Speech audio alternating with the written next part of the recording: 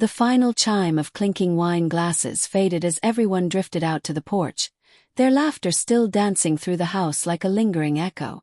The kitchen was a quiet aftermath. Plates stacked high in a messy tower, crumbs scattered across the counters, and candles flickering low, their wax slowly pooling. I leaned against the sink, lazily swirling the last sip of wine in my glass, when I sensed someone step up behind me. It was Nate. He gave me that lopsided grin of his, casually rolling up his sleeves before nodding toward the mess. "Need a hand?" That surprised me. Nate never volunteered, ever. I should have waved him off, told him to go back outside and rejoin the others. But instead, I stepped aside and let him reach for a plate. The air between us was heavy, almost electric. I passed him the sponge, and as our fingers brushed, something invisible sparked. Neither of us spoke about it, but it was there. He began scrubbing a dish, sleeves pushed back, focused. I stayed close, glass in hand, quietly watching him beneath the dim kitchen light. I noticed the way his forearms flexed as he moved, the faint scar near his knuckle. Details I had never allowed myself to linger on before. He was Matt's best friend. The charming one. The one who always flirted just enough to make me smile, but never crossed a line. Not seriously. Not until now. Matt, my husband, was outside laughing with a beer in hand, probably reacting to some joke.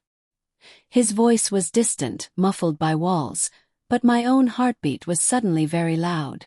Nate turned to look at me. "You're quiet tonight." I smiled faintly. "Just tired." He dried his hands with the dish towel, slower than needed. "Tired of what?" His gaze held mine, steady and sharp, like he could see through everything I was hiding. I didn't answer right away. Couldn't. Then he leaned in just a little.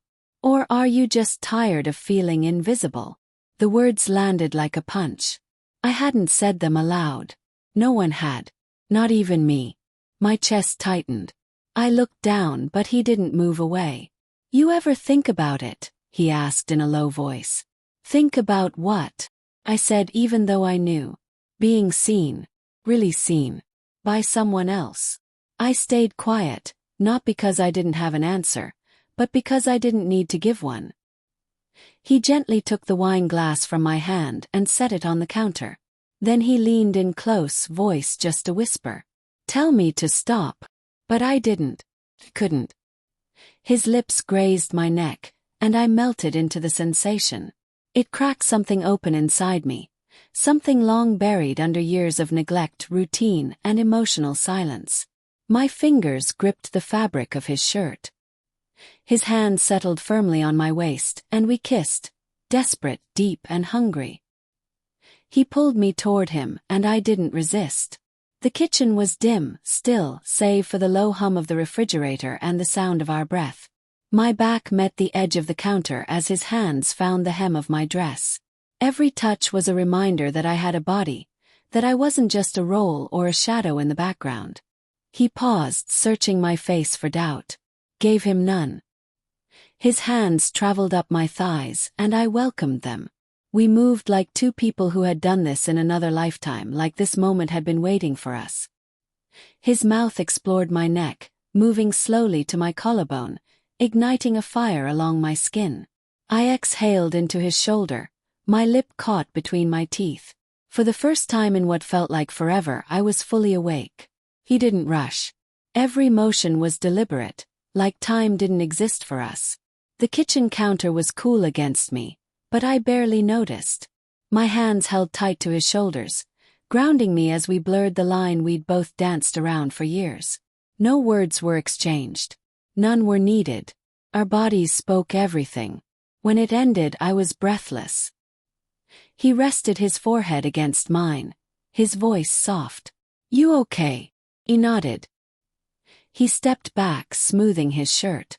I fixed my dress, still catching my breath. Outside, the laughter hadn't stopped. Nothing had changed. And yet everything had. I glanced through the window. Matt was still talking, unaware. Oblivious. A wave of emotions crashed over me. Guilt, yes. but also something terrifyingly clear. Nate looked at me again. His expression was different now. Quieter. Not arrogant. Just present. We didn't speak. We didn't need to. We slowly returned to the dishes like nothing had happened. But it had. And we both knew it. Later, long after the guests had gone and the house fell silent, I lay in bed next to Matt. His arm draped across me in sleep, steady and familiar. I stared at the ceiling, eyes wide open. I thought about how long it had been since I truly felt seen. Since I felt wanted. Nate didn't save me. He didn't love me. But in that fleeting moment, he saw me. Not as someone's wife, not as a hostess, but as a woman. And maybe the most frightening part was just how good that felt. Even if it was only for one night.